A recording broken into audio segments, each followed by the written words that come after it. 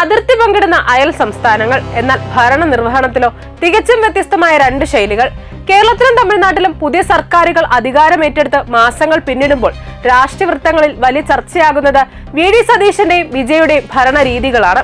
ചുരുങ്ങിയ കാലയളവിനുള്ളിൽ 10 മന്ത്രിസഭാ യോഗങ്ങൾ വിളിച്ച് കേരളം വേഗത്തിൽ നയരൂപീകരണം നടത്തുമ്പോൾ വിജയുടെ നേതൃത്വത്തിലുള്ള തമിഴ്നാട് സർക്കാർ ഇതുവരെ ആകെ ചേർന്നത് 2 ക്യാബിനറ്റ് യോഗങ്ങൾ മാത്രം.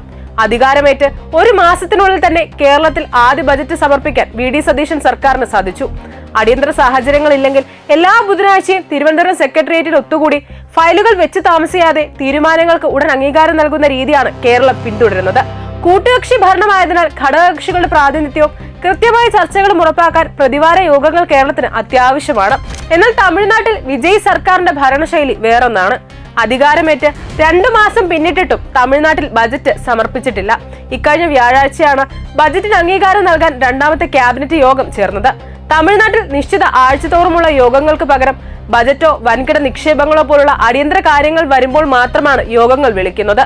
മുഖ്യമന്ത്രിയുടെ ഓഫീസിനും വകുപ്പ് സെക്രട്ടറിമാർക്കും കൂടുതൽ അധികാരങ്ങൾ വികേന്ദ്രീകരിച്ച് നൽകിയിട്ടുള്ളതിനാലാണ് കവിഞ്ഞ ക്യാബിനറ്റ് യോഗങ്ങൾ ഒഴിവാക്കാൻ അവർക്ക് സാധിക്കുന്നത്. മറ്റ് ദക്ഷിണേന്ത്യൻ സംസ്ഥാനങ്ങളിലേക്ക് നോക്കിയാൽ തെലങ്കാന മാസത്തിൽ 2ഉം കർണാടക വ്യാഴാഴ്ച തോറുമോ 10 ദിവസത്തിലൊരിക്കലോ ക്യാബിനറ്റ് യോഗം ചേരുന്നു. കേന്ദ്ര സർക്കാർ സാധാരണയായി ബുധനാഴ്ചകളിലാണ് ഒത്തുകൂടാറുള്ളത്. ഭരണഘടനയിൽ കൃത്യമായ സമയക്രമം നിഷ്കർഷിച്ചിട്ടില്ല എങ്കിലും ഭരണഘടനാപരമായ ഉത്തരവാദിത്തം നിറവേറ്റാൻ ഓരോ മുഖ്യമന്ത്രിയും തങ്ങളുടെ വിവേചനാധികാരമാണ് ഇവിടെ ഉപയോഗിക്കുന്നത്.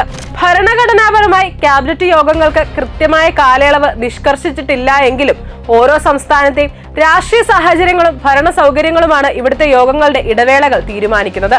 കൂട്ടുകക്ഷി മുന്നണിയെ ഏകോപിപ്പിച്ച് ആഴ്ചതോറും കാര്യക്ഷമമായ കൂട്ടായ തീരുമാനങ്ങൾ എടുക്കുന്ന സതീശന്റെ കേരള മാതൃകയാണോ അതോ ഉദ്യോഗസ്ഥ തലത്തിലേക്ക് അധികാരങ്ങൾ വികേന്ദ്രീകരിച്ച് അത്യാവശ്യ ഘട്ടങ്ങളിൽ മാത്രം തീരുമാനങ്ങൾ എടുക്കുന്ന വിജയുടെ തമിഴ്നാട് മാതൃകയാണോ കൂടുതൽ ജനക്ഷേമകരവും വിജയകരമാവുക എന്ന് വരും ദിവസങ്ങളിലെ ഭരണഫലങ്ങൾ തന്നെ തെളിയിക്കും.